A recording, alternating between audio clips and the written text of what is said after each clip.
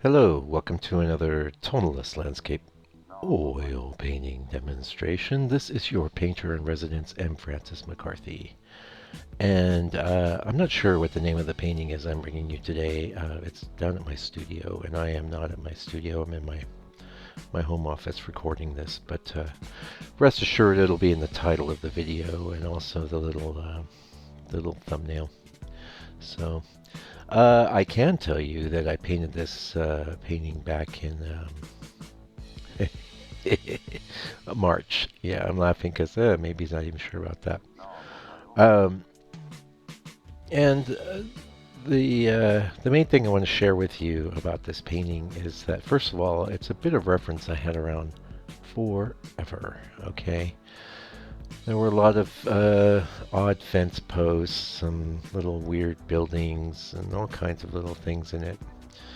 The thing that caught my eye was the road in relationship to the tree. Now, also, I want to point out that it wasn't so much one tree like I ended up painting it. It was like a bunch of little trees that added up to a large mass that had a bunch of multiple trunks. So one of the main aesthetic decisions I made was to just make it one tree. Now, sometimes when I do this, I might make it one larger tree with a slimmer one, and I couldn't quite work that out here. But I do think I made the right decision. Perhaps if it had been a much larger painting, I might have opted for the bunch of thinner trunks. But yeah, the reason I did this was because we're going to perceive it as one tree, so it just makes sense. You know it does. Yeah. Anyway, another aesthetic decision I made, I think pretty much on the spur of the moment, was just to make the bottom darker like it was in deep shadow, either early in the morning or late in the afternoon. And I'm real happy with that decision because I feel that it pulls you into the distance. And I started kind of playing that up as well. So, all things considered, given the reference itself was so flawed, I am actually really happy with the way this painting turned out, and I think it's quite successful. And there were a few other things I did. Most of it was detail sublimation, so I really backed off on the detail, and that's especially critical to do at these smaller sizes, but not a bad idea to do pretty much across the boards when it comes to landscape painting, at least in the tonalist vein. As I've mentioned in the past on this channel, I've known some artists that do extensively detailed work, that do very successful work that's of a very high quality, but it kind of functions in a different way than what I'm after and the goals that I have to accomplish with the landscape. So just keep that in mind. I'm talking about what it is I do and the reason I do it. Now we might be missing a chunk of painting coming up here. It's looking like I'm seeing ahead. Sometimes I'll go to the bathroom or something. I'll forget to turn the video camera back on, and there you go. You got a problem, right?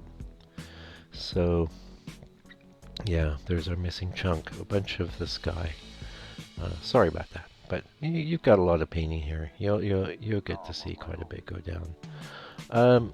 I was real happy with the way the sky turned out. It was so one of these things that sort of pivots from a blue into like a corally color, like a pinkish orangey tone, and I thought that came off real nice. And a lot of people call me the tree painter, but I would consider myself to be the sky painter. That's the bit that I really find the most interesting. And as a matter of fact, I'm hatching an idea now for a series I'm going to do that's going to feature skies very prominently. And I guess that's all I'll say for right now because I don't want to jinx the project. But stay tuned for that.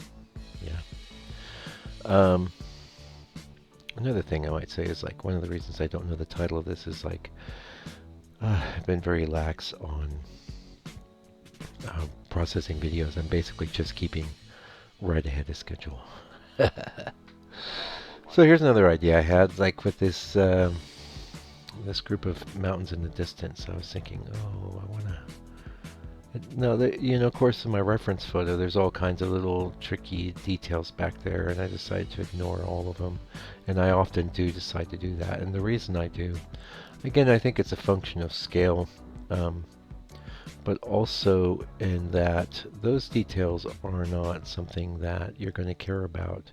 It's not something that if you throw them in there, um, you might think, oh, this is really doing a lot to make this painting good, but not really. And by details, it would have been little clumps of trees growing on those distant mountains or any of that. I decided to go for a more atmospheric effect, and I'm pretty sure, well, you can quote me since it's my video. I think I'm going to do some scumbling back there a little later on. I'm going off of memory right now because we're kind of watching this video together. I haven't seen it since I actually did the painting, which is starting to be a little while ago. Um, so another thing about this tree, which I always think about, first of all, you got those sky holes, and I'm already questioning those. Most trees function best with as few sky holes as possible. It's always a debate, even for someone like myself that's painted thousands and thousands of trees, you know, and thousands of landscape paintings. I'm always, you'll see, one of the main things you'll see me do is eliminate tree holes at some stage. They can be very distracting, and one of the, really, a good tip for you, especially if you're painting from a photo, is to eliminate the majority of the sky holes in the photo. They're not going to help you. And it's kind of like these details of little trees growing on the distant mountains and things. Those also are not going to help you. So you can see I'm into the grass right now, and really what I was thinking is like, okay, well I have kind of a cool green, and I want to very subtly offset that against a warmer green. And in a lot of ways, this painting was pretty experimental for me in some of these things I was doing, especially the use of that strong, cool green in the mountains back there. I'll back off on it, but I think that really worked. And another good tip for you is, when you're looking at distant objects, they not only become hazier, but they usually become cooler. The exception to this might be like the real warm golden sunset type of thing.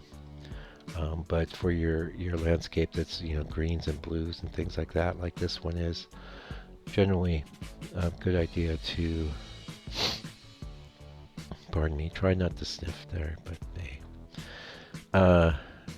Generally, when you're adding those objects in the distance, cooler is better than warmer if you want to create that feeling of distance. So, and I guess I can't really stress enough all the details that I just eliminated almost completely. There would have been little trees in the field and things like that. What you can see I'm doing now is I'm trying to bring in a branch or something. So one of the things I really wrangled with was the feeling of the trunk, and I wanted a bit of a tilt to it. I didn't want it to be like a straight up and down thing.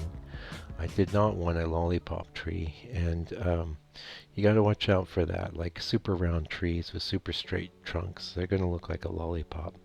So if your reference is like that, which mine sort of was, I will always try to add some tilt to the trunk and definitely try and vary the outside edges of the tree, and you'll see me futzing around with that and playing with that quite a lot. Yeah.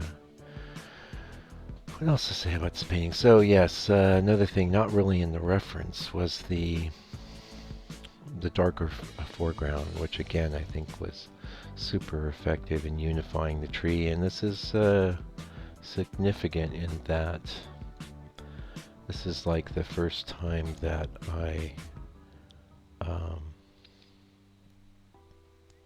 well, I've done this a lot, but it's the first time I've done it with a painting that's fresh and new.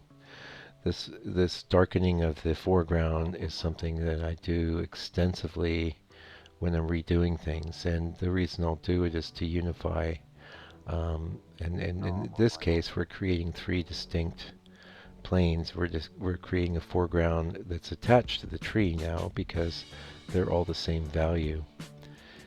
A middle ground with the field and the hills, and then of course the sky. And a little bit of scumbling on those hills. I'm pretty sure I did it. We'll see. It'd be coming up. Don't you worry. It'll be coming up. And so the challenge there is, of course, to sort of kind of delineate the road, but do it in a different set of values. And the reference isn't really helping me here because I didn't do this darkening thing in the reference. I did it in just while I was doing the painting, and that's something I do sometimes. Actually, more and more, I tell you, as I progress on down the line, reference is just a starting point, you know, and this is like one of the number one things that amateurs really struggle with is like, you may have a really cool reference photo, but the fact of the matter is that you want to eliminate most of the detail in it. You want to be more than willing to change values or change any aspect of it, because the whole idea is to serve the painting 100%, not to make a faithful copy of a photo in oil paint, with you, the human, acting as the mechanical device in the middle. Yeah, so what you can see now, one of the things I wanted to do, and I was really trying all the way through, I wanted to push a bunch of purple into the tree. And I did. If you go to my blog where you'll see the zoom-ins, you'll see a good amount of purple there. But I look at this sometimes, I wonder if I could have gone further. I wanted to go further, but you have to do what feels right. So I'm kind of doing these cool greens in the tree with some purples and some reds and things. And to me, that was pretty fun, and I think it worked quite well. I think it was quite successful. And in general, I'm quite happy with this painting. I had it up in my studio for a while. Well, it's still there. Now, speaking of my studio, those of you that have sent me, remarks about it and well wishes, it's up in the air. So I may be setting up a studio here at the house. I prefer to work outside the home. I like to go and do my work. I like to leave the house, I guess is what I'm saying. But I'm working on some other things, and I'll keep you appraised. Yeah. Not that many of you come into my studio because I live in New Zealand, and that's about as far away from every other place in the world as you can get. I think the only place that's further away from every other place is Hawaii, which would be nice. I wouldn't mind living there too. That'd be awesome. But New Zealand's pretty cool. It's certainly a beautiful place to live, and I have a nice home here, and I had a nice studio that's up in the air right now, but we'll see. I'll keep you appraised, like I said. So it looks to me like I'm definitely into second pass here, and I may not have done any scumbling on those back hills. I do know that I'm kind of into that. The green, the cool green of the hills offset against the warm green of the field, but you can see the value distinction between them isn't that great, and that's maybe another tip for you. So a lot of times you can have a shift in color and keep your shift in value pretty subtle, and this is a great way to kind of keep from having super strong contrasts.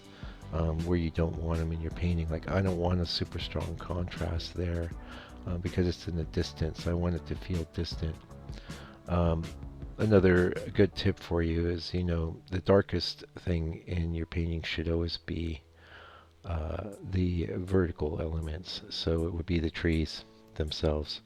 In this case, I decided to put the foreground in a real strong shadow, and we don't know what's causing that shadow. It could be a cloud, it could be any number of things that are causing it, but it happens, and it happens all the time in real life, and so it's great to, when something like that pops into my head, and I'm pretty happy with this paint, pretty happy to bring it to you, actually.